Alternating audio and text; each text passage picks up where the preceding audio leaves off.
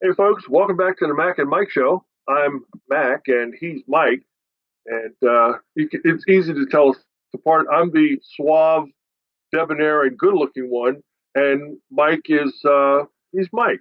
So, anyways, we're remote again. Too many problems to explain it all, but we'll be fine. Trust me. If you're seeing us, and the only part about being remote is that Mike and I don't get that extra time for us to chat with one another and to get a big picture about what it is we're going to talk about, because we talk about half a dozen different subjects, and then before we finally decide. But today, what we're going to talk about is something that's a little bit unusual, and I sent a text message to Mike to this effect, and he said, "Okie dokie," which is his way of saying he really doesn't give a crap, but he'll go along and follow my lead. So what I suggested to him was what I thought was interesting was Donald Trump as president elect. Now I don't know if you all remember, but when Donald Trump took office, 8 years ago, remember General Flynn? The FBI interrogated him, and then eventually they were going to because they were going to throw him in jail because he said something to somebody that you weren't allowed to say. I mean, don't get me started on General Milley calling the Chinese and warning them if anything happens, I'll let you know. But yeah, all of a sudden, all the world leaders are calling Donald Trump and talking to him. He's not president yet, but in a vacuum, he's behaving very much like he already is president. And I just find that very interesting. But the important thing to me, or the distracting thing to me, is Donald Trump is setting the conversation. If you remember in the past, the media, the Democrats, the pundits, they were all saying, Donald Trump is a convicted felon, and Donald Trump did something illegal, and Donald Trump spoke to some world leader and said, "Nice job getting elected, and we're gonna impeach him." Donald Trump comes out to does a speech at Mar-a-Lago, and everyone is there. All the important people, all the media, everybody is there, and he pronounced, or he begins to talk about the world, and he says, the Chinese are in charge of part of the Panama Canal, and we can't allow that to happen, and we may have to take the Panama Canal back over because when Jimmy Carter sold it to Panama for $1, there's a clause in there that says, we will not be mistreated in using the canal, and it'll be maintained in a safe and orderly fashion, some of which is not true anymore. Then he trumps that by having a meeting with the head of the government of the Prime Minister of Canada, Trudeau, and he says, "Hey, by the way, maybe you'd like to be the 51st state. How would Canada like to be the 51st state?" And he goes on to explain that the United States of America, through trade deals, is subsidizing Canada to the tune of about 200 to 250 billion dollars annually. And he looks at Justin Trudeau and he says, "What if we change that? What if we put tariffs and we change the terms of our agreement?" Trudeau says, "I don't know what'll happen." And he says, "Well, seriously, if we weren't subsidizing Canada to the tune of $250 billion a year, what would happen to Canada?" And Trudeau says, "I guess we would fall apart." Now, those things are enough for the guy to say before he's even president, but then he tops it and he says, "Hey, the island of Greenland, maybe we should be involved there. Maybe there's some arrangement we could make so that Greenland is more closely aligned with the United States. Maybe we'll, move in and do a deal with Denmark, and we'll just kind of manage that from now on." There were members of the press literally in the audience saying, "Well, Mr. President, you said if necessary, you'll bring troops to Panama to take it back. Would you really invade Canada to take it and make it the 51st state? Would you really bring troops to Greenland and take it away from Denmark?" And but the thing that's astounding to me is in the past, all these people would attack Donald Trump and they would give him all this ration of what because they didn't want him to be president. Now, I don't know whether it's because he won the popular vote and won the electoral college vote by a significant margin or what's going on. But all of a sudden, they're not in opposition to Donald Trump, but They want to come kiss the ring. Everybody's talking about Panama, Greenland, and Canada. All of the tech guys, right? Zuckerberg from Facebook and Instagram, and all of the tech guys are going down to Mar-a-Lago and begging for meetings with the president. Here's one. I live in Pennsylvania. Mike and I live in Pennsylvania. We have a Senator Fetterman who is a Democratic senator. He's a Democratic senator from Pennsylvania. Guess who's going down to kiss the ring of Donald Trump, have a meeting at Mar-a-Lago? Yep, the very same uber left liberal Senator Fetterman from Pennsylvania is going to hear what Donald Trump has to say. Mike, I think that Donald Trump controlling the narrative and establishing the talk. You know what nobody's talking about? Nobody's talking about that big, beautiful bill of trillions of dollars of reestablishing America, setting limits on money and where it's being spent, setting limits on illegal immigration. The first bill they want to bring through Congress, nobody's talking about that. They're all talking about Canada, Greenland, and Panama. And I just think it's delicious. I think it's amazing that one man can have that effect. What do you think, Mike? Well, do you think that's a diversionary tactic that he has used successfully in the past during his previous presidency? I do think it is. I don't think there's any intention on Donald Trump's part to make Canada the 51st state. Not at all. I don't think he even intends to take over the Panama Canal, but I do think he intends to get China. Any company that's a Chinese company is basically under the thumb of the Chinese military. And I do think that he intends to get the Chinese military out of the Panama Canal Zone. But you know what? It wouldn't surprise me at all if all of a sudden Greenland becomes a protectorate of the United States like Puerto Rico, and we have autonomy and control over it. Do you know that island is 3 times the size of Texas? We talk about Texas like it's a big deal, and it is. The island of Greenland is 3 times as large as Texas. I do think we're going to end up with some sort of control over Greenland while Donald Trump is president that we don't have today. Did you ever look at the history of that on Greenland and how it developed? Yes, I have. So they're saying in the media that, and Donald Trump too said, there is a strong possibility that that could happen. Yeah. And I think it would be absolutely outstanding for America to have that geographic territory under our influence. From a defense perspective, the Chinese and the Russians are both cruising those waters off the island of Greenland. For what purpose or intention, I do not know. But knowing that China and Russia do not mean us to good, it's a concern to me.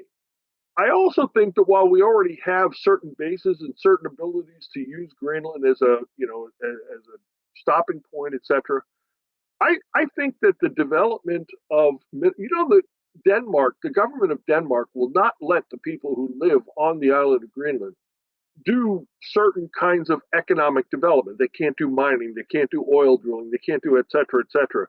And that's a significant problem for the people of Greenland. There's only like 50 or 60,000 people that live on that island. I'll remind you again, it's 3 times the size of Texas. Now, to be fair, 80 or 90% of that island is covered with ice pack. But that doesn't mean we can't find the minerals. That doesn't mean we can't find rare earth minerals there. It doesn't mean we can't find oil and gas. And I'm saying that for that to be developed by the entrepreneurial spirit of the entrepreneurs of America would be a very good thing. So, what do you think about the currency that they talked about with Canada? If nothing else, a couple proposals have been put forward, wiping away the economic trade barriers completely and putting us possibly on one currency. What do you think? You know what? I'm not opposed to that. A Canadian dollar, a loonie as they call them, our American dollar is worth about $1.40 to their currency. So if you have a dollar and you're in Canada, you have much greater buying power. Now, that's significant given the rate of inflation that we have in the United States of America. I would also say this, the Canadians talk about, well, we give you electricity in certain provinces, certain states, from our provinces to your states. We also give you lumber, we give you cars, all those kind of things. But Donald Trump was right. We don't need anything that Canada has. They need a lot of what we have, but we don't need anything of what they have. We can replace it with our own products and services. So, the relationship is one that serves them well and is not so gracious to the United States. And I think having a single currency and I think having different trade arrangements would be better. They're threatening they're not going to send us milk and butter. Mike, we have more milk and butter than we know what to do with. So I'm not real concerned if the Canadians don't export milk and butter to us. You know what I mean? Yeah. What do you think the impact would be? You just said the loonie is like if we go up there with $1, we get 1.4 of theirs. So if we combine currencies, the first thought comes to my head: would that or would that not lower the dollar across the world value system? Well, here's the thing, Mike. As long as the United States dollar is the world currency, it's the unit of trade, it's also the reserve currency for most of the other first world nations, not the communist ones, but the other economies that are first world nations. I don't think anyone can eliminate the dollar. Now, does our rampant spending have a inflationary effect? It does. Would the single currency among the Canadians and the Americans have a lowering effect or a detrimental effect of the value of the dollar? I'm not so certain that it wouldn't improve it.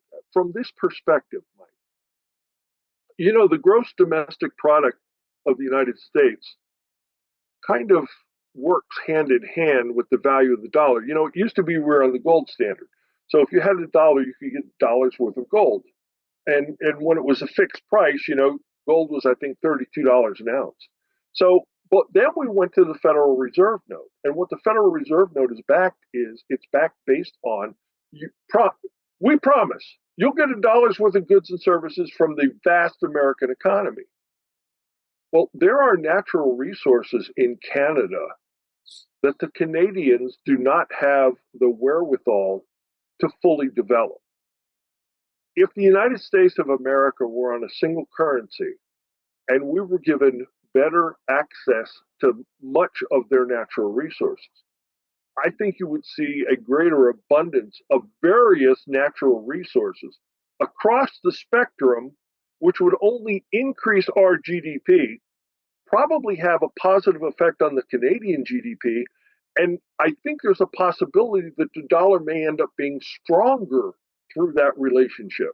Now, I'm not an international banker, and I don't have the degree in finance that I have to have in order to give you an absolute firm answer. It just seems to me, again, those resources of Canada are underdeveloped, and I think that it would be greater availability of untapped resources that would ultimately lead to a stronger dollar. That's my opinion.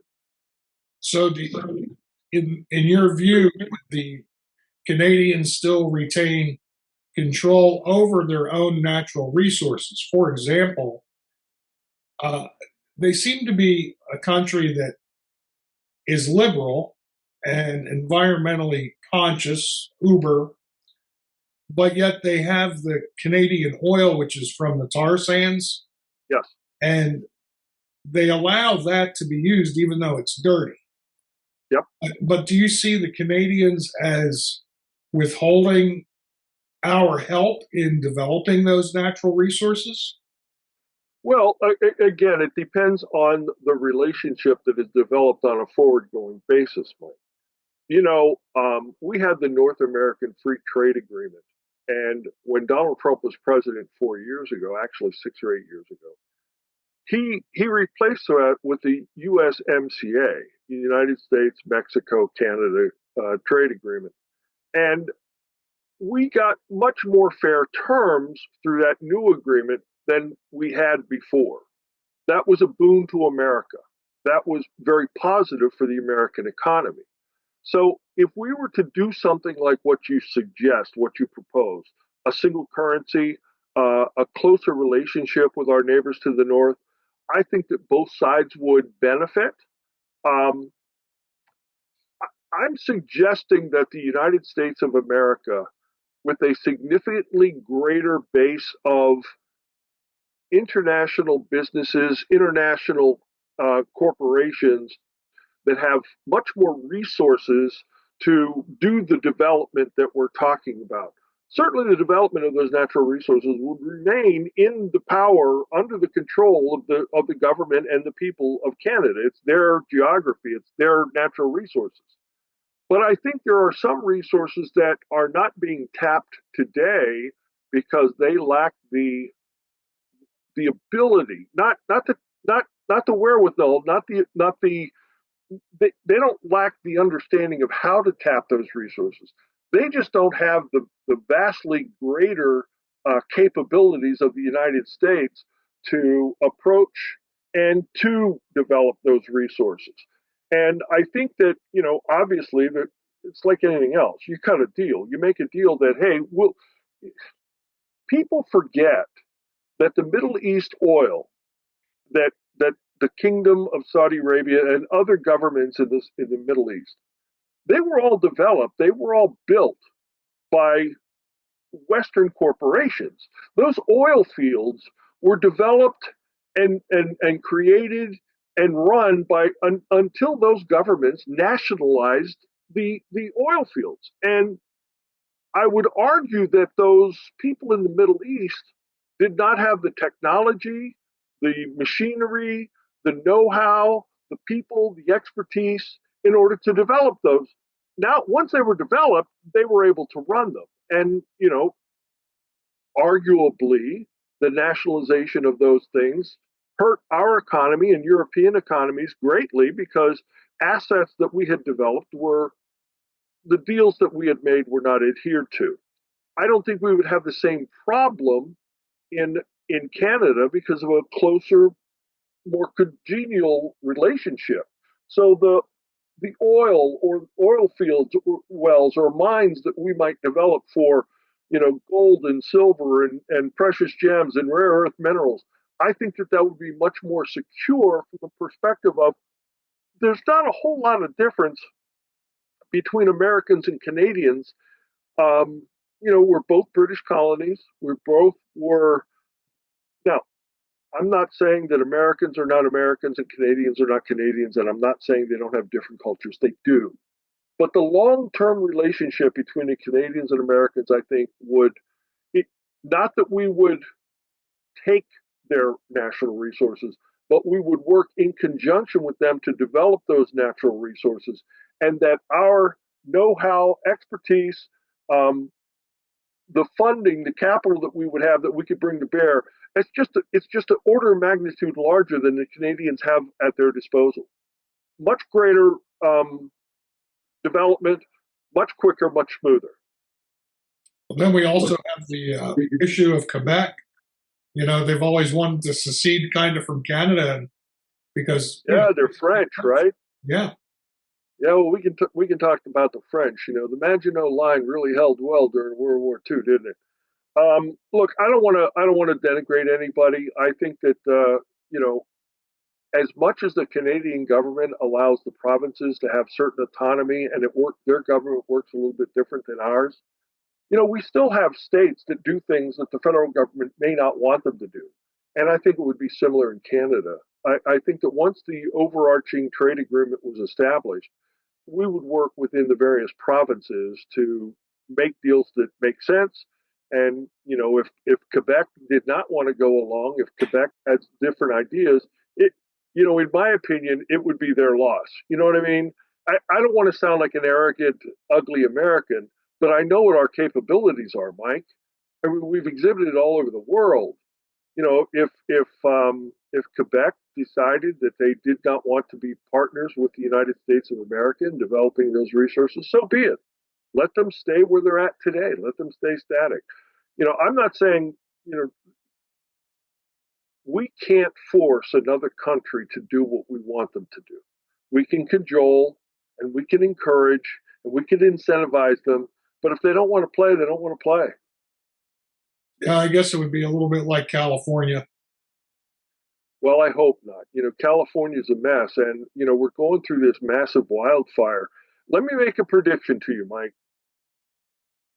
We've had wildfires in California for dozens of years, hell, decades. They haven't built a new reservoir since the 1970s. As a matter of fact, they knocked down the dam walls of over 100 reservoirs that were in existence in the 1970s. They have all kinds of problems with these wildfires, and it's a direct result of the policies and the positions of the Democrats who run the government in the state of California. When poor people lose their homes to a wildfire, everybody has empathy. Everybody's really sorry, and it's. I'm glad you have insurance, and you'll be fine. You'll be able to rebuild soon. The difference with this wildfire, Mike, have you noticed how many people who are rich and famous are watching their homes go up in flames? What's the one thing we know about the rich and famous? When they complain, they get action. What's that your buddy used to say about the trains in New York City? Oh, yeah, that was my father. A conservative in New York City is a liberal who was mugged on the train yesterday. And what does your buddy say about when it becomes personal? Nothing matters till it becomes personal. I'm going to tell you something. The attitudes of the government of California in the next few years will change dramatically because these rich and famous people lost their homes due to this wildfire because they're not going to put up with it. Okay. And they will change the attitude because they won't give money and they will insist on different policies so that their homes won't burn down in the next wildfire. Mark my words. Yeah, it will be interesting to see. There was one rich and famous person on the news that said her house was destroyed. Luckily, this was in a previous fire, and luckily they had insurance, but it took her a year to get the permit just to have the debris cleared away. So Yep. if anybody thinks that these neighborhoods are going to be rebuilt anytime soon, they have another thing coming. You know what, Mike? The mayor of Los Angeles took $17.6 million, I think, out of the fire department's fund in order to fund her personal pet projects. The chief of the LA fire department sent a letter a month ago saying, your removal of $17.6 million from our budget makes us very weak and very likely in the future, if we have a wildfire problem, we will not be able to respond effectively or appropriately. Talk about, sadly, talking about the bad things coming true. Um, I understand that LA is very big, and maybe $17.6 million is not the same as the communities that you and I are familiar with here in semi-rural Pennsylvania. But how many fire trucks, how many firemen can be paid for annually with $17.6 million? I'll bet you there would have been a whole lot better. They don't have water to put these flames out, Mike, and it's directly related to the policies of the Democratic government at all levels in the state of California. And 3 months ago, I don't know if people remember this. 3 months ago, Donald Trump told Gavin Newsom, Governor Newsom of California personally, when you have wildfire season, you're going to pay for the policies that you've put into place. And how prescient is that? I mean, there it is. And I feel sorry for those people. They have fire hydrants they're connecting hoses to. There's no water in the fire hydrant. Is that I mean, How crazy is that? So, again, we're kind of far apart from where we started, but it's absolutely true. Donald Trump has established the conversation in America, even the response to the fires in California, because 3 months ago he predicted that they were going to have this problem, and no one listened. Um, and I just think it's amazing, and I wonder how long this honeymoon, I don't know, this romance with Donald Trump and the things he's talking about will remain, because he's not a perfect man. He's very imperfect. He's fallible in many ways. I I just Donald Jr. and a few other friends flew to Greenland. They get off their plane in Nuuk, Greenland, and they start walking around the community. They go into bars and they talk to people. How would you like to be part of the United States? Everybody in there is screaming. Donald Jr. calls his dad on his cell phone, puts him on speakerphone, and Donald Trump are talking to these regular folks in Greenland about what's possible. And these people are saying that they hate the government in Denmark. They're treated like redheaded stepchildren, by the government of Denmark. They are not allowed to develop many of the natural resources that they have, which would only enrich them. And again, it's a nation.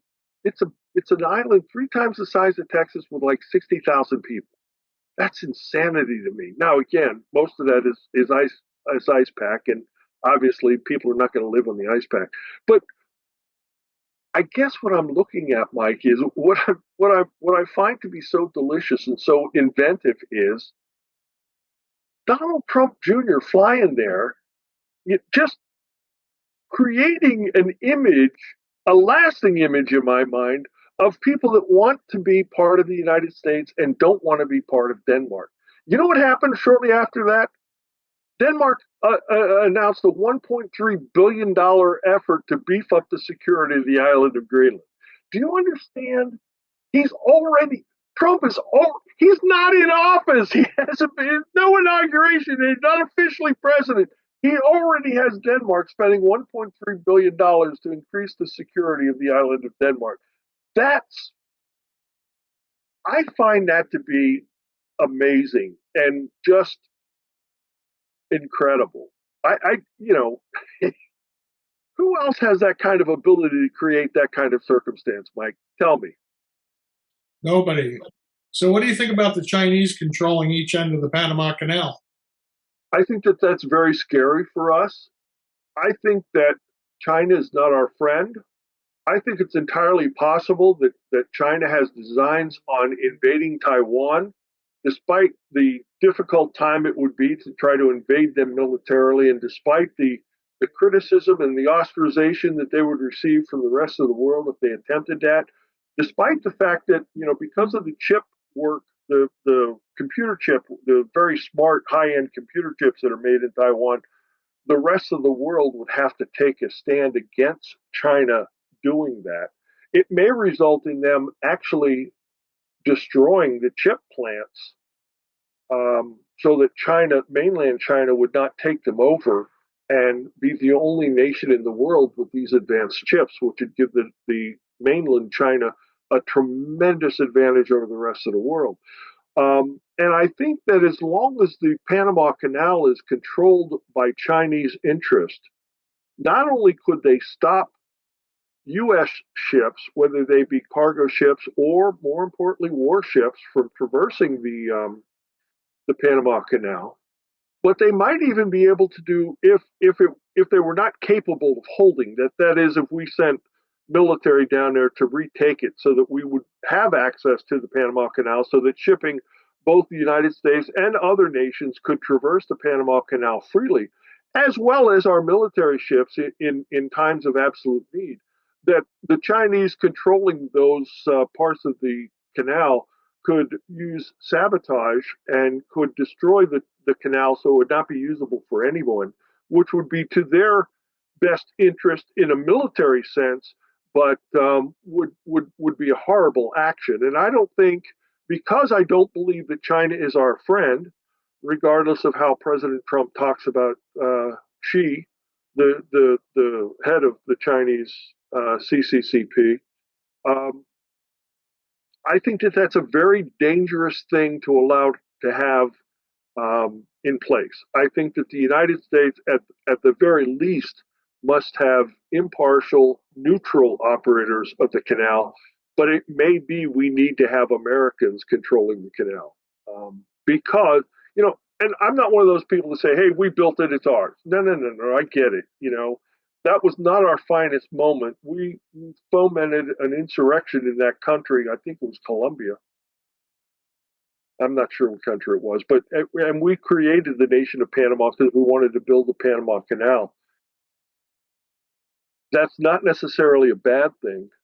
Again, like we talked about with Canada, America had the wherewithal, the capital, the know-how, the technology, and the ability to build that canal at a time when most other nations were incapable of pulling that feat off. The rest of the world benefits from having the Panama Canal to be able to traverse from the Atlantic to the Pacific or vice versa. Um, the Panama Canal is both a economic resource and a defense resource, and America must have the Panama Canal available to traverse for either of those reasons. So, do I think it's okay to have China in control of any part of the canal? The answer to that is no, and it's a definitive no, and it's a firm no.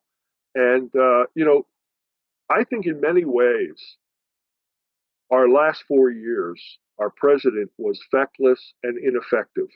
I think that he let things happen, and he wasn't always watching out for America's best interest. Not because he doesn't like America or because he hates America. I don't believe that. I think that President Biden, wants what's best for America, but I don't think that he had the ability to see and understand the threats of various things to the United States.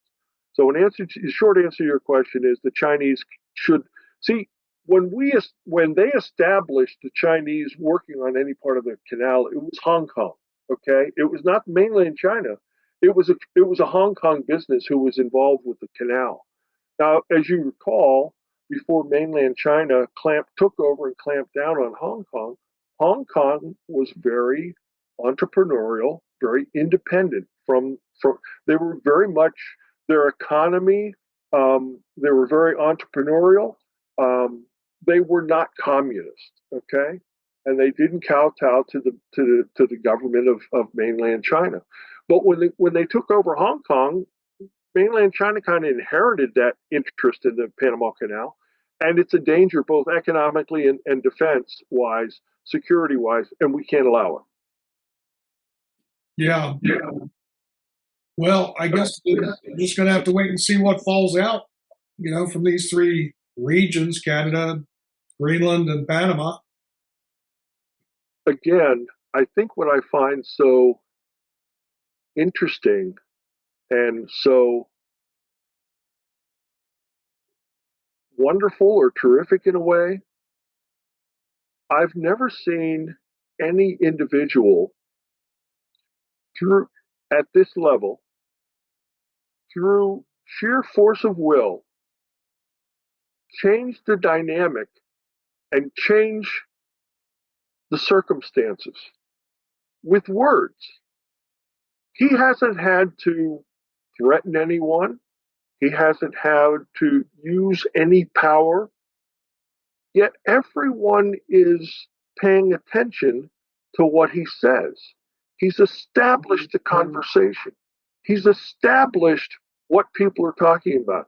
He's established what people are thinking about. Mike, in your years on this earth, do you remember anyone talking about the opportunity, both economic and from a security and defensive perspective, the island of Greenland and what it might mean to the United States? Nope. Okay, neither have I. Now I know what in 18 something we tried to buy Greenland for $100 million, and Denmark didn't want to play, and they wanted to keep it. But if you look at what's going on today, you look at the Russians and the Chinese. That ice pack where there's nobody there to watch and see what's going on. We have the nation of Russia and the nation of China already doing minor incursions into Greenland. And no one's doing anything about it. And I don't know that we should be concerned if the Chinese want to run some fictitious kind of war games on the island of Greenland. It doesn't affect us directly. But I do think that their initiatives certainly require our attention. Um, there's shipping lanes around any nation's borders. You know, I think it's 10 or 15 miles from your shore that is considered territorial waters. And then outside of that, it's international waters. And you can do a lot of things on international waters you can't do in territorial waters. As a matter of fact, you're not permitted to traverse territorial waters without permission. And that's the way we all kind of get along. Well, there are foreign nations that are treating Greenland's territorial waters like their own little plaything. And Greenland doesn't have a strong enough government to do anything about it. And I just think, you know, I, I think it's amazing that Donald Trump, I think it's amazing that Donald Trump made this an issue because you think about it and you say, how is he thinking about it and no one else is thinking about it? I mean, what part of Donald Trump? I mean, he's going to be president of the United States, right? The United States got a whole passel of things that we got to worry about. We got to think about, right? The crime, border security, the inflation. How is it that the issue of Greenland has crossed to top of mind awareness? And isn't it interesting that it's his in top? Again, um, I've not heard anyone else even broach this subject in a passing way. And yet he's made it an issue that people are actively discussing. I don't think we're going to try to make Canada the 51st state, but I do think there's an opportunity for us to do different trade agreements with Canada that would benefit both nations. And I think it's possible. Donald Trump says we're basically providing military defense to the nation of Canada. That's probably right. I mean, if Russia or China wanted to invade Canada, would Canada be able to defend itself? Probably not. Okay? And I don't mean that in a derogatory way. It's just different nations with a different level of resources that are able to do different things. And our nation, because of its great vast resources and and the fact that we have that unique standing in the world to have the international currency of trade and the reserve currency in the US dollar, that puts us in a very strong position. So the same thing with Greenland. Would we be, do you remember when Cuba was building the airport on the island of Grenada? Yeah, but we have less than a minute, so you better wrap that one up. Well, all I'm saying is that the United States of America approached Grenada, and we made the Cubans leave, which in my opinion, made the world a safer place. I think the same thing could happen with Greenland, and I think that Donald Trump amazingly is able to bring these three issues: Canada, Greenland, and the Panama Canal Zone to the top of mind awareness of Americans. And with that, if we only have a minute left, I guess we'll probably have to close it up. Back and Mike. Out.